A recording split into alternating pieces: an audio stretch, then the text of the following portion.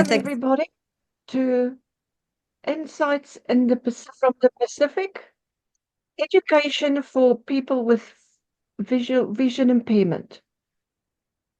I'm Martine Abel-Williamson, President of the ICEVI Pacific, which is International Council for the Education of Persons with Visual Impairment. And we are co-hosting this webinar with SPEVI NZ, which is South Pacific Educators for Persons with Vision Impairment, New Zealand.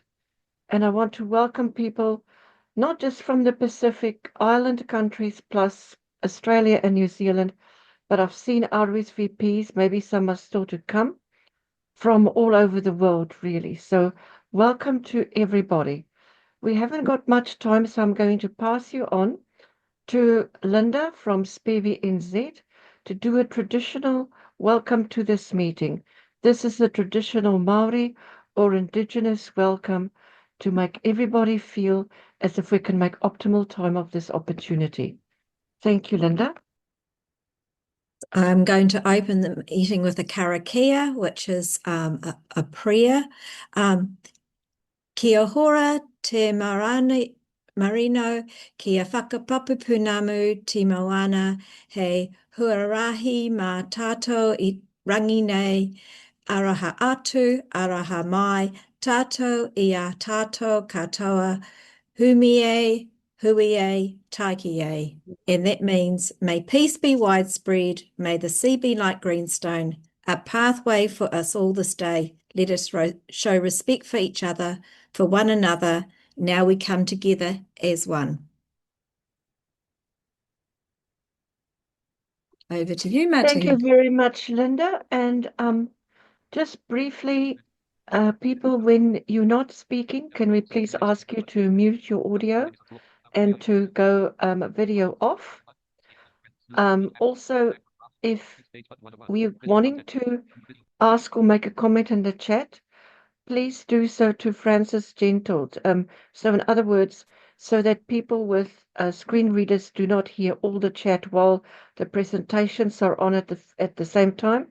If you think of a question that you'd like to ask, but you might not remember it, please feel free to do in the chat to Francis Gentle only, and Francis will, as webinar host, note down your question. We have a welcome to Sisi Coalala, Ben Clare and Elena Jenkins as our three special presenters today. Each of them will present for 15 minutes. We will then have 2 minutes for each of them, and time permitting, questions and comments afterwards. So I'm passing over now to our webinar moderator and a facilitator, Francis Gentle. Francis is our ICEVI Pacific Secretary, and also, of course, our global past president. Over to you, Francis. Thank you, Martine, and thank you, Linda, for the welcome. Much appreciated. And welcome to everyone. I join Martine and Linda in welcoming you to this first webinar, which will be one of a series, we're hoping. It gives me great pleasure to introduce our first speaker, which will be Sisi Coalala. Sisi is a dedicated advocate for disability rights and inclusion, with extensive expertise in education, policy development, and program management.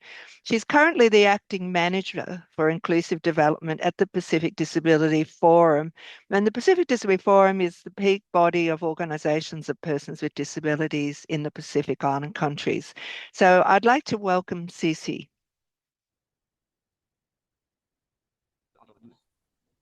Thank you, Francis. Good afternoon, everyone.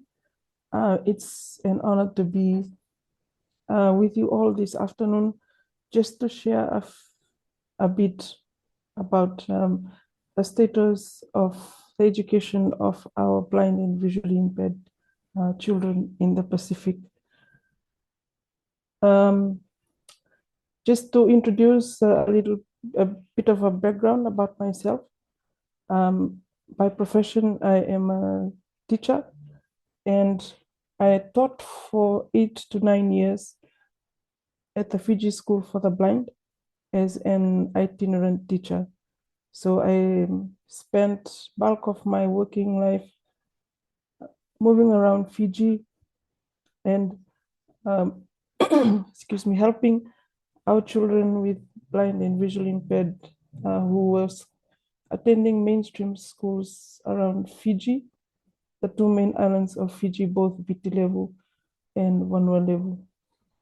This afternoon, my presentation or short presentation will be focusing on some of the Pacific islands which I have had the pleasure of visiting during my work with PDF ever since I joined in 2022, and getting to see how the education is like for our children with blind and visually impaired. I'll start with Tonga. While visiting Tonga in 2023, before then, children who were lucky enough to get sponsorship from their governments or from the governments of Australia or New Zealand, or whose parents could afford, usually sent their children to the Fiji School for the Blind to attend school. Ever since I went back, the OPD in Tonga, which is called TNVIA, the Tonga National Visually Impaired Association, has now started to provide these services for children who are blind or visually impaired, which they have identified in the communities, both in Tonga Tapu, which is the main island, and the two other islands in Tonga. So at the moment, there is about 3 children who they are currently supporting in high school and primary school through visitations and supporting their teachers, and also the provision, they have braille machines and using laptop with JAWS in the schools. The teachers, even though they do not have the background in teaching blind and visually impaired children, but they are being provided the support from the staff of TNVIA. The challenges that they have, there are more, the children who are in the outer islands are not going to school. Most of the times they are just left with their parents because the teachers in the outer islands do not have the knowledge and the skills to provide that support. So this it's a common thing in the Pacific, especially for the other Pacific islands that I have visited, including Solomon Islands, Tuvalu, and Vanuatu. Only there is a very limited number of children who are blind or have low vision who are attending school. And if they are attending school, it's normally at the special schools and not, they are not being able to be catered for in the regular mainstream schools. One of the other challenges that we have identified or we've seen is the lack of assistive devices. Thanks to my colleague Ben, who through his travels around the Pacific has been able to provide some of this, lessen this gap for some of the children who we have identified. But for those children who are still in the outer islands or who have no access to the schools in the mainland, they are the ones who are still left behind. Apart from that, the challenge of learning Braille, there is not enough people in the Pacific who can teach Braille. Most of them are in Fiji, and we are now trying to create a pool of blind and visually impaired people around the Pacific who have knowledge of Braille and JAWS, who can then go out and provide this training to the children in their respective countries, and also to persons who are blind and visually impaired in general, who would like to have this skill. But all in all, Fiji is the only country who has some semblance of organized schooling for our children who are blind and visually impaired. At the moment, only those who are attending primary school are accommodated at the Fiji School for the Blind. All those who have completed primary school and are attending secondary school and tertiary have to be mainstreamed into their respective schools near their respective homes. And then the school is responsible for doing school visits and providing support to the teachers, as well as providing the materials that they need in braille or other support that the children may need. So at the moment, like in Fiji, we have children who are in the northern side of Viti, which is a rural area. And then we have children who are right in Vanuatu, who are very remote, where the school is currently providing this service. I think there's just an outline of what it is like now in the Pacific. I also, just to end, I went to visit Tuvalu late last year. I had the pleasure of meeting some of the teachers there who, through the program, DFET bilateral program, have managed to buy computers with JAWS and also braille machines. I heard there's only one, but then there is about 2 students who are there who are learning braille, and it's only grade 1 braille. We still have to teach grade 2 or even progress them to even learning basic JAWS. So that is currently happening at the moment, but it's a work in progress.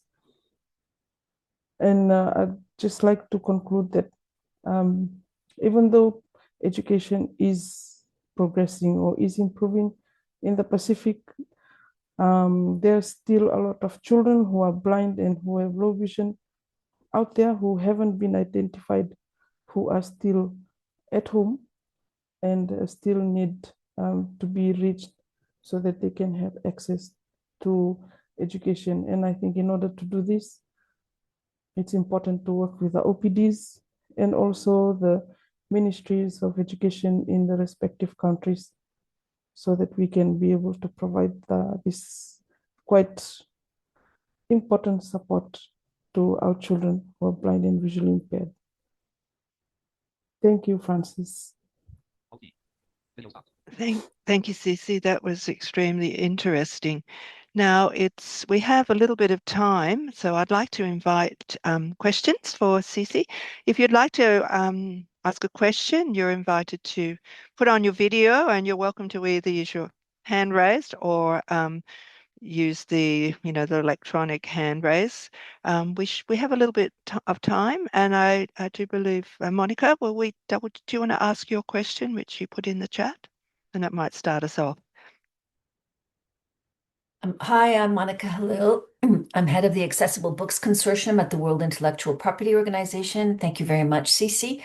I just wanted to make sure that I understood you correctly. Sisi, did you say that there are only 3 blind students in mainstream schools in Fiji? Did I understand that correctly?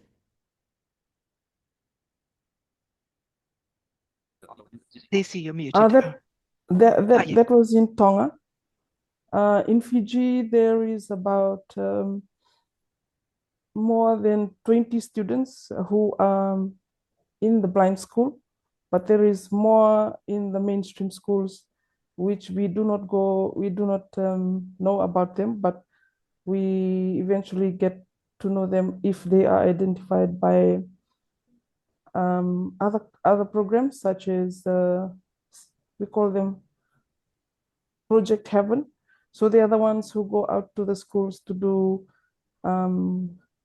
vision screening and hearing screening. And then when they do identify students, then that is how the data gets shared across to the schools, Fiji School for the Blind. And then that's where the support is then,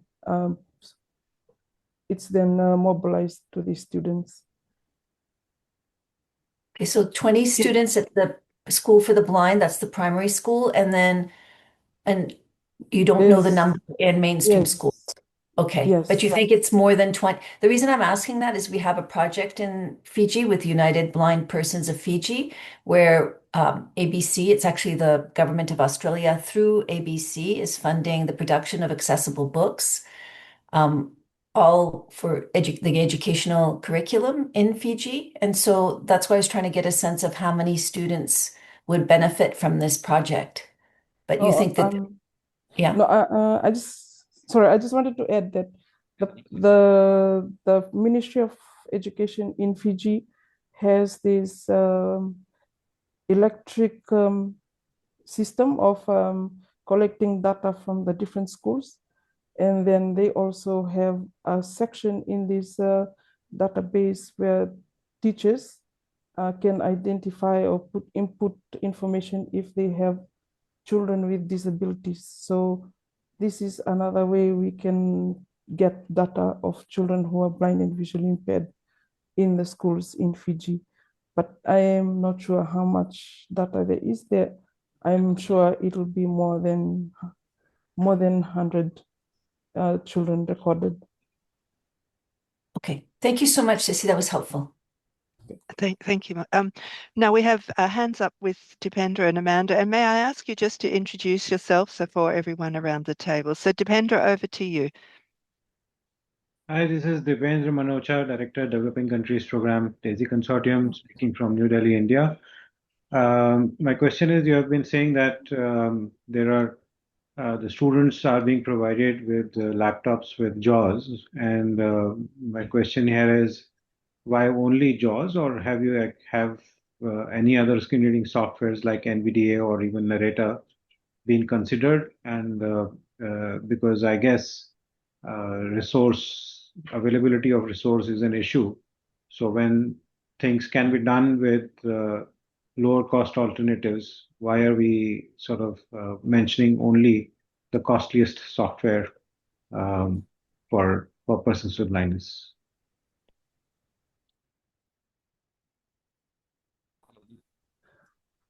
Yes, thank you for your question, your comment. I just mentioned JAWS because that was the program that we were working with, but NVDA is also being used, especially when there is no alternatives for JAWS. So yes, we also are using NVDA and also Narrator as alternatives for those who do not have JAWS. Dipendra, are you happy with that response? Just one comment that over here in India, our experience is that we don't see NVDA as an alternative. If we can't afford JAWS, then we go to NVDA. NVDA actually is the first choice for many because it supports local languages and it is fully functional and equally featureful. So it's not like that, okay, if we can't afford JAWS, then let's go to NVDA. For many, NVDA actually is the first choice for them. So just have a perspective. Thank you, Dipendra. All right, over to Amanda. And if you could introduce yourself. Bulavanaka Sisi. I'm Amanda Stevens. I am the Oceania lead for the World Federation Deafblind Women's Committee. And I'm just a little bit curious about the language that Braille is being taught in. Are children learning in their first language of their Pacific nation, or learning Braille in English, or both? because I'm thinking about the books that might be available to them in Braille.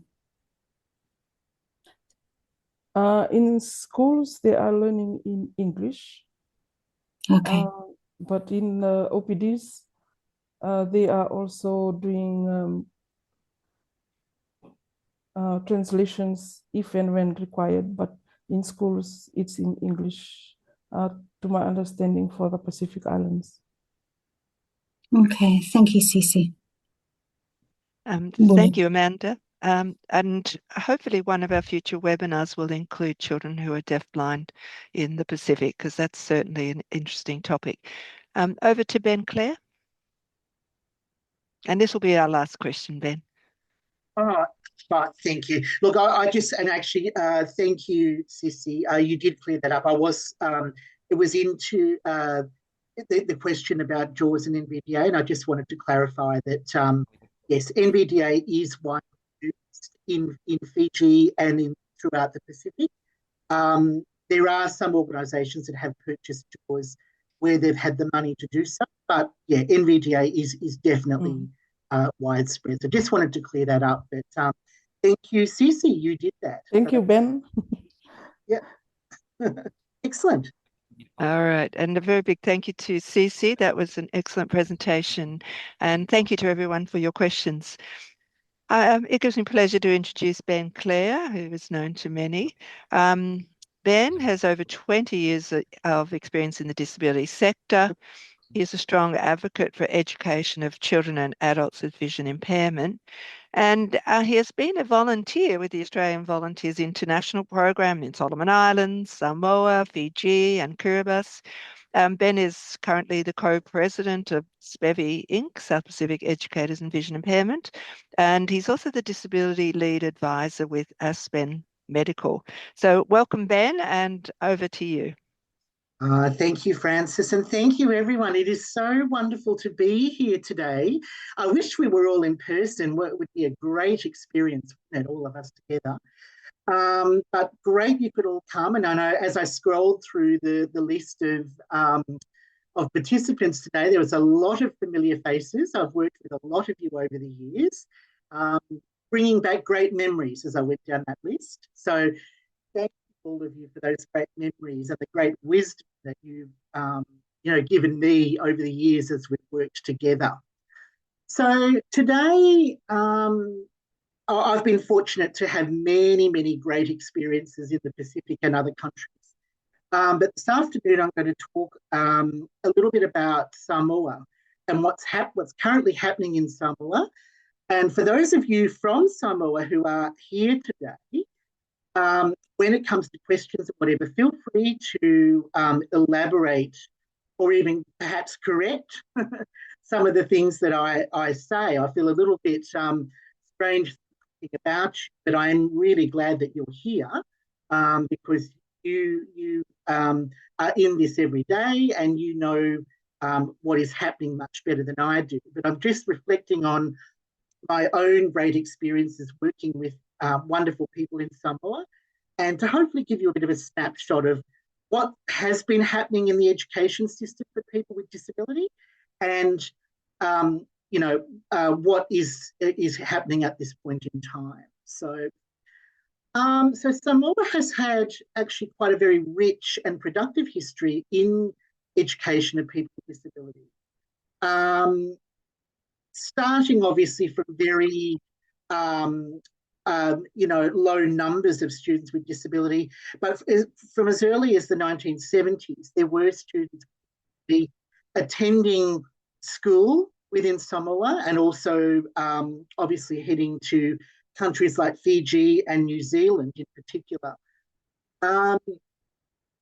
There was and has been a reboot of services for the blind in Samoa, but in a sense there has been some sort of support for blind people since the 1970s. And I will talk about the current incarnation of the service when we get to that. Education is really highly valued by people in Samoa and throughout the Pacific in general.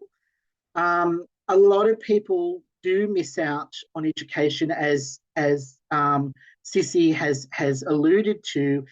A lot of it's due to geography.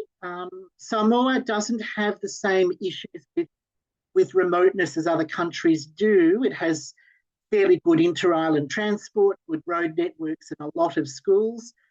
But a lot of people are not aware of services that can support people with disability.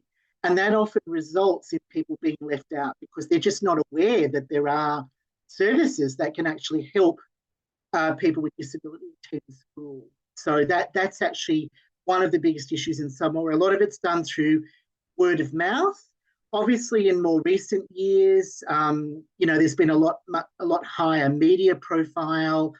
The national organisation for people with disability, known as NOLA, Noa Noa Olealofa, has been exceptionally good at promoting disability rights and access to disability services within Samoa, and has a very high media profile due to some wonderful advocates in the country. By the early 2010s, Samoa was definitely a leader in education in the Pacific. It implemented a very high standard inclusive education policy. There were 3 different services at that stage offering education services to students with various disabilities in the form of both special schools and inclusive education. So despite the existence of those 3 special schools, Samoa definitely took the path down the inclusive education, went down that path. So a lot of the schools, even though they did have enrolled students there, they also had very good outreach services that would go out to schools and work with students with disability in the school. When I started working in Samoa, there were not very many blind students in school, and those that were there were actually doing exceptionally well and had great support service provided to them. My role was to boost that capacity, essentially, so to teach braille and computers and work directly with students, teachers and parents, which was wonderfully rewarding, and I still to this day continue to liaise with the services. Access to technology and equipment and to expertise was always an issue. So access to training was always a big one great thing about being a volunteer was that I was in Samoa for 2 years. So I was there on hand a lot to partner with various people and organisations to work in that. Largely as a result of that, but also due to people's definite willingness to learn, we built up a fairly large number of Braille literate people in Samoa. There are quite a few people in Samoa, adults and children, who are relatively familiar with Braille. As Sisi alluded to as well, English was certainly the language that was used for Braille production and reading. What was happening too, though, was that when Braille was being written in Samoan, we were using the English alphabet, but in grade 1 Braille. At this stage, there is no official Samoan Braille code, but there are moves for that to happen. So that's rather exciting. Today, blind people in Samoa are very ably supported through the Samoa Blind Persons Association. This current iteration of blind services in Samoa has been around for about 10 years. It's absolutely led by blind people, for blind people. Very, very well run. And within a year or two, really, it had established excellent relationships with the Ministry of Education and other stakeholders to provide services to blind people. This includes Braille, production and training, and Monica, and it's wonderful to have Monica on the call, alluded to a project that the ABC and WIPO are doing at the moment. This is also happening in Samoa. So Samoa is also producing digital and braille books as a result of this wonderful project. And thanks to all of you for the great support, both working directly in that and logistically. That's quite exciting. Despite this, there are a low number of students currently at school in Samoa, and at the moment there is a huge funding crisis going on in regards to students not attending the 3 disability support centres that currently are in operation there. Funding has fallen through, and in one particular case and in one particular centre, students haven't attended since the start of the year. And it's a big problem, a very, very big issue. So this is unfortunately what's happened when services have been handed over to national governments. In my experience, they're not yet ready to take on this investment, and I call it investment because when you invest in education, when you invest in people with disability, the benefits just are enormous, huge. And in every experience we've had so far, when we've tried to hand it over to national governments, it's fallen flat. So I'm hoping that will change. That's disappointing. But, the Samoa Blind Persons Association, on a very limited budgets, very limited resources, do make a huge difference, both as an OPD, as an organisation of people with disability, and also a service provider. So you'll find in the Pacific that some organisations of people with disability double as service providers. So they actually take on other roles as braille teachers, producers, computer trainers, that sort of thing. And that's definitely happening at Samoa Blind Persons Association, and it's wonderful to see, the great people that work there, really dedicated to improving educational opportunities for people who are blind throughout Samoa. I might leave it there because I'm hoping we'll have some great questions that may steer the conversation a little bit into what you might all want to hear about. So hope that was useful as an introduction, but yeah, looking forward to your questions. Thanks, guys. Thanks, Ben. That was very interesting. Now we've got 7 minutes. So I would like to open the floor to questions to Ben. So again, you're welcome to it. Here we have one. This might be one of your Samoan colleagues. Sina Ruth Tanoi, please, over to you. Yes.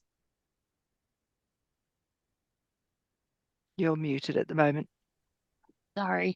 Hi there, Ben. I'm sorry, I can't turn my video on. I have my little one with me, so but I just wanted to ask, I'm really encouraged. I just wanted to say first off that I'm really encouraged to hear that there's all this new developed stuff for blind people in Samoa, because yeah, I mean it's definitely vastly different from when I was young. I just wanted to ask the outreach for early childhood blind children, is there anything say when they're first brought to your attention, or is there anything for little ones or anything like that in the blindness sector? Does that make sense? I'm sorry. Yes, it does. And I'm really happy if anyone from SBPA who's here would like to talk to this too. But there is essentially early intervention. So generally people come to organisations through word of mouth. So sometimes people just walk in the door and say, I have a blind child, what do I do about it? So it literally can start from that little conversation. The unfortunate thing is that it's periodic, and it depends on what resources are available at the time. So it's a constant struggle to get resources available and to get them out to families, children, whatever. Occasional trips do happen to other islands where there's funding. So I know the Blind Association sometimes team up with other civil society organisations in Samoa or other ministries. So the Ministry of Women have done this sort of work. So I know that we've often piggybacked off that to get access to, blind people in remote locations. Often there's funding available too for gathering data on disability. So this is a really common thing that gets funded. So that gives people an opportunity to go out to villages and to talk to people who may not have ever been diagnosed, but they've, through symptoms only, they know they have vision impairment, and that can start them linking to disability services. And it's literally word of mouth, essentially, and wherever funding is available. So it's there, but it's ad hoc. It's not systemic, fortunately. Yeah. Thank you, Ben. Over to Catherine Stevenson.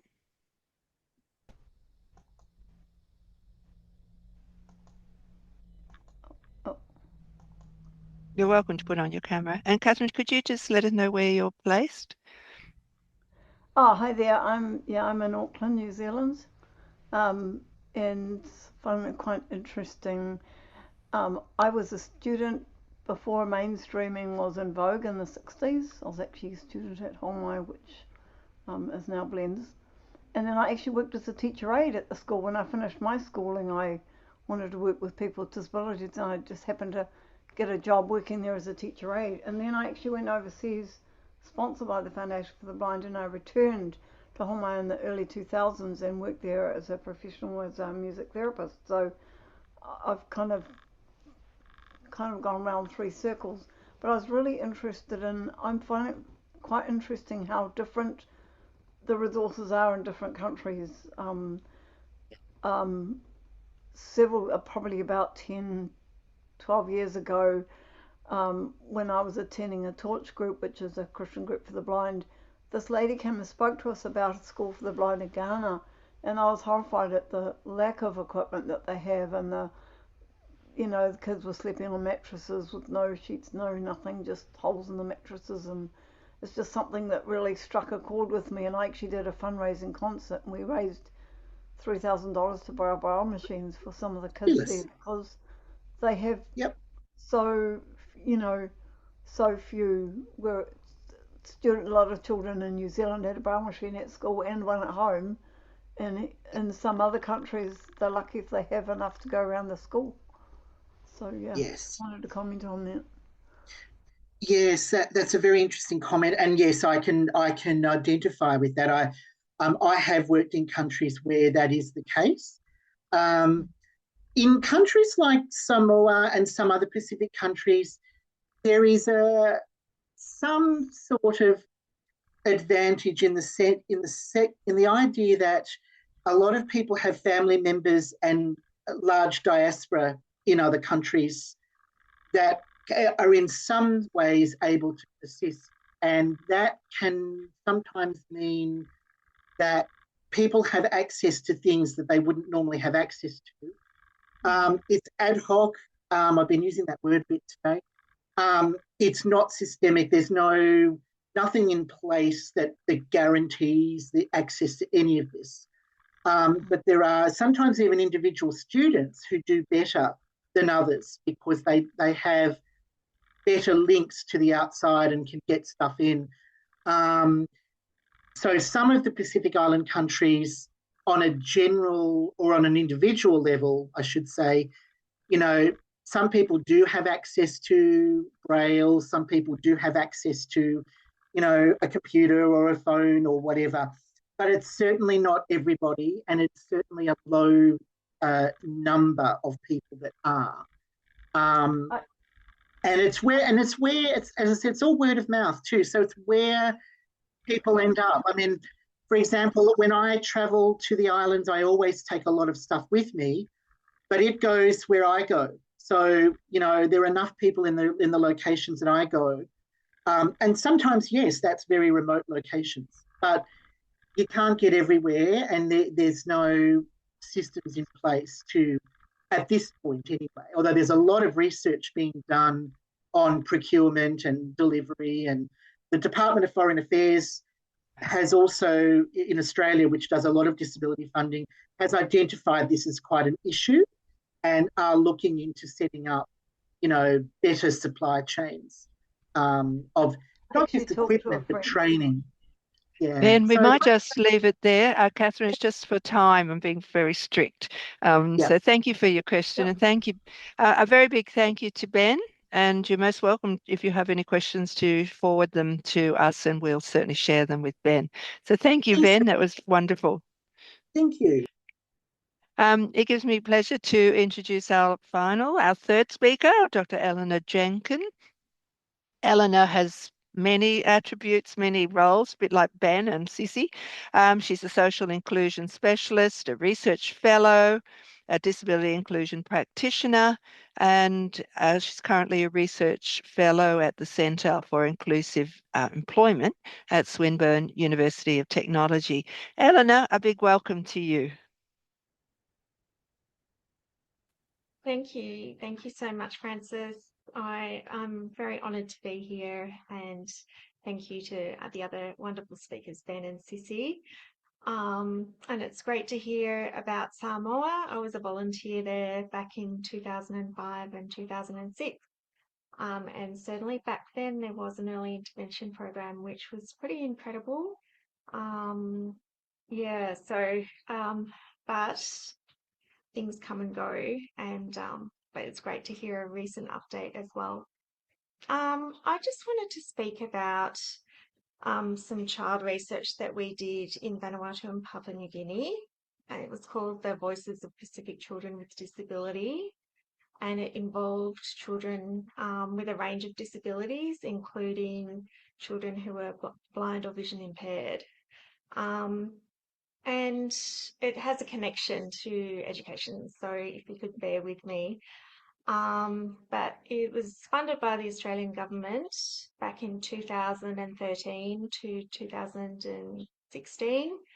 And it was a partnership between Deakin University, including the late Dr. Kevin Murfitt, who was blind, Save the Children, and the DPO's PNG ADP and Vanuatu Disability Advocacy and Promotion Association. So we trained researchers, most of whom had a disability, to carry out research to hear directly from children. We were really interested to hear what children with disability had to say, and we used some participatory tools, drawing on tools from the education sector like Vision Australia. So we had, as an example, we had a story in a bag that was adapted by our researchers in Vanuatu and Papua New Guinea to contain really cultural, meaningful things that children who are blind or vision impaired could associate with and talk about. We also developed a sound library, and we just had a range of tools that children could pick and choose, like walkabout, storytelling, and a range of other tools. But we asked open-ended questions to 89 children with a disability. And for children who are blind or vision impaired, they participated so beautifully. And in terms of, if you'd like further information, I believe Francis has already shared 2 short films with audio description, where children who are blind are in both the Papua New Guinea and the Vanuatu films, and they talk about their priorities. So as a result of what children told us, we analysed that against the Convention of the Rights of People with Disabilities, the CRPD, and we're able to develop and write up human rights data that the DPOs could then use for advocacy, which was great. And it was really interesting just in terms of the findings. Papua New Guinea children were really reporting very strongly about hunger, and that equated with what the findings with Save the Children, that 49% of children at that time in 2017 were malnourished, which has a strong leading into stunting and learning difficulties. So that was a really key priority for children in Papua New Guinea. And also in Papua New Guinea, severe discrimination and stigma. On the other hand, in Papua New Guinea, children who were blind and vision impaired were able to access education much more easily compared to Vanuatu because of the 15 inclusive education resource centres in nearly each province. So that's delivered by the government, Ministry of Education, alongside Callan services. And these inclusive education resource centres, they're linked with ear and eye screening and early intervention and rehabilitation services. So it was really good to meet children who were blind and literate and using braille proficiently. And that was very pleasing to see. In terms of Vanuatu, there was a lot less stigma reported. There was a lot less, there was definitely priorities were also covered poverty and hunger, but much less so. Children generally felt accepted by their families and village. However, there was much less access to education, and this was a priority. And in terms of for deaf children, there was no sign language at all, and people were using home signs. So I guess where I'm going with that is it was great to have people with disabilities as researchers. We try to embed change through the process. I'd love for you to see the films. And as a result of that, BDPA used the findings in the Shadow and Alternative report to the CRPD, and that led to further studies and analysis, particularly around sign language in Vanuatu. And so there was an analysis done, and that led to some funding to develop sign language, which was great.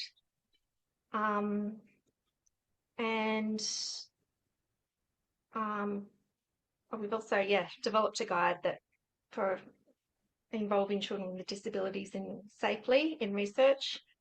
And then I just wanted to speak about some work I've done since that I'm thinking also that could be applicable to people and children who are blind or vision impaired.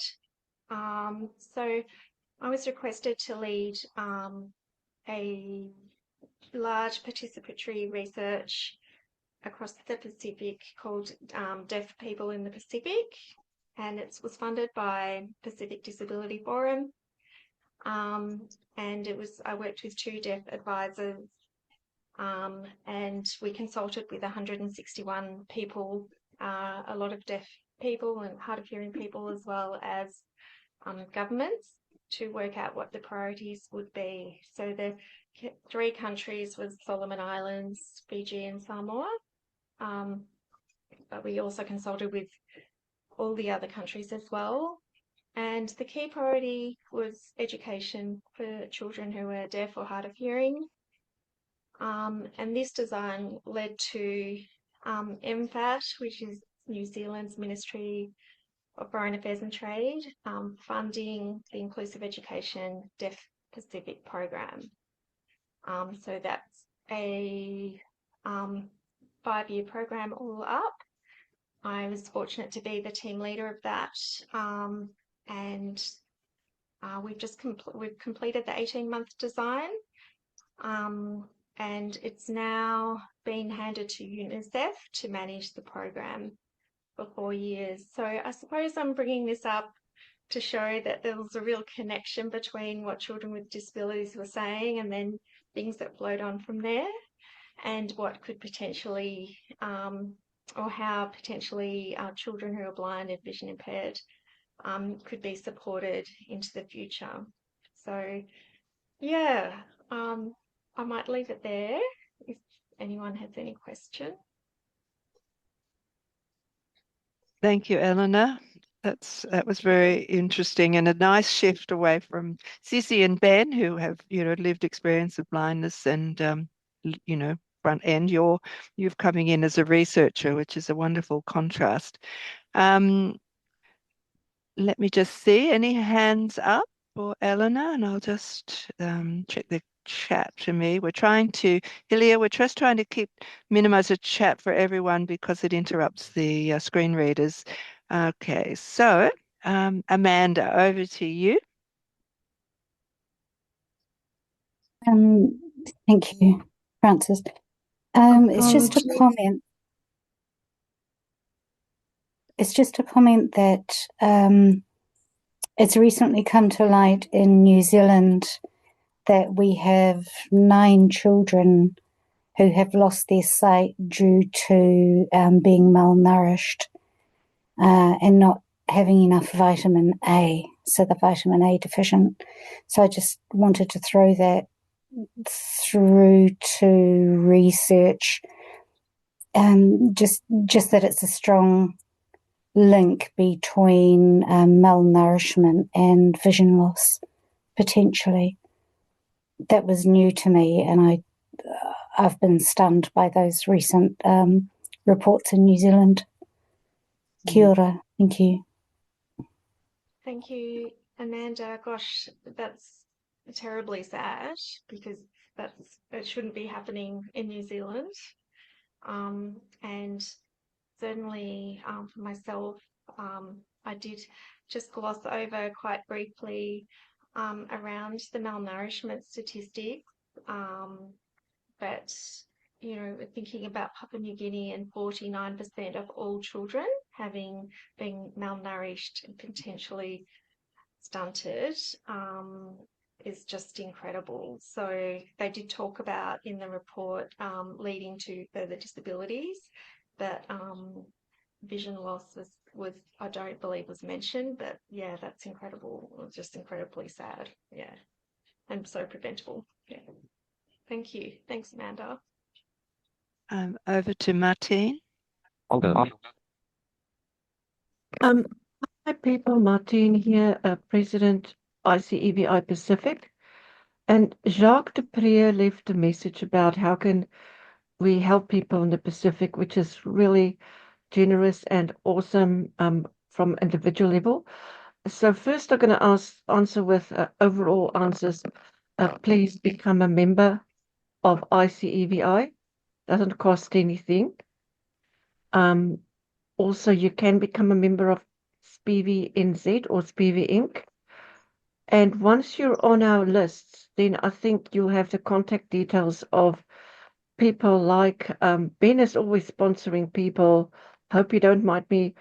Ben is always sponsoring a lot of personal stuff for people. But as you say, if you want to make a difference in specific people's lives at a micro, please become a member, and then you'll have all our website and every details, and you can actually tune in and hone in on where you'd like to make a difference. Thank you for reaching out.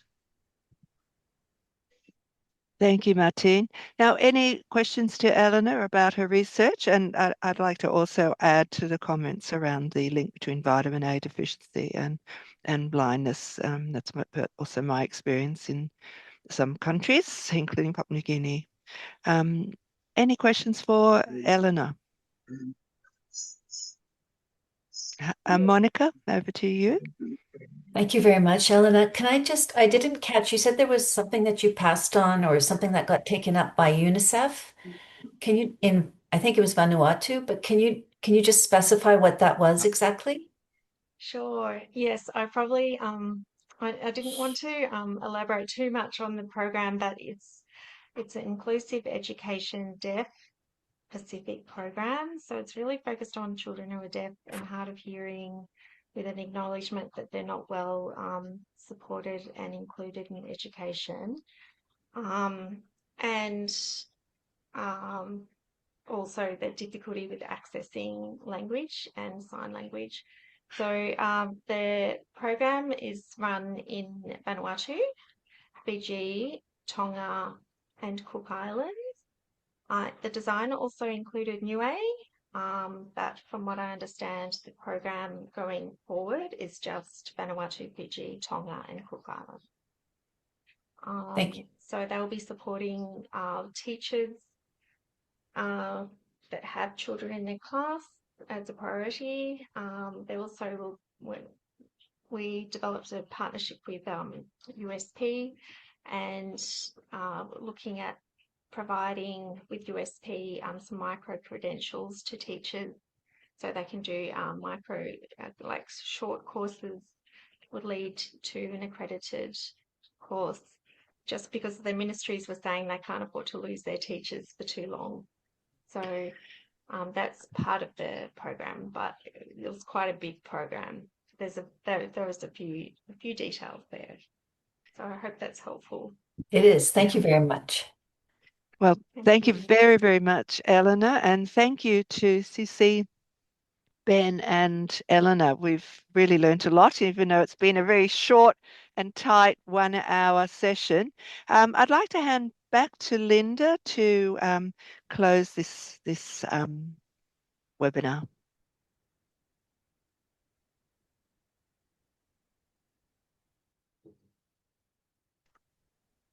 Thank you for our presenters. That was a wonderful opening to a wonderful way of getting everyone together for raising the awareness about what's happening in the Pacific, and hopefully we're going to carry on with some more webinars in the future. There's been a lot of food for thought from our wonderful presenters, Ben, Sisi, and Eleanor. And I'm just going to close with a karakia. Kia hora te merino, kia whakapapu punamu te moana, kia tere te karahirohi I mua I tō huarahi, which means, may peace be widespread, may the sea glisten like greenstone, and may the shimmer of light guide you on your way. Beautiful. Thank you, Linda. All right, now we've recorded this session and we will share the recording with everyone that registered. It's been really, really interesting, and I thank everybody who has joined us. Martine, did you want to say one final word, or was Linda our final word with that farewell? Thank Martine. All right, well, thank you to everyone. Yep, Martine. I'll just say briefly, thank you, everybody. Please stay in touch, because this is hopefully a first of many opportunities. We do have your details. We won't share it with others if you don't want to, but we will contact you in an anonymized way for future similar opportunities. Thank you very much. Yes, great. And if you have any suggestions or recommendations for the next webinar, things that you're very interested in or presenters you'd like to hear from, and particularly our Pacific Island people, we'd love to hear from you in particular. Please be in touch. info@icevi.org is probably the easiest way to connect. So thank you again to our presenters, and thank you to everyone who's joined. Wishing you a goodbye. Bye-bye. Thank you. Thanks, everybody. Thank you, everyone. Thank you. That was great, Francis. So thank you.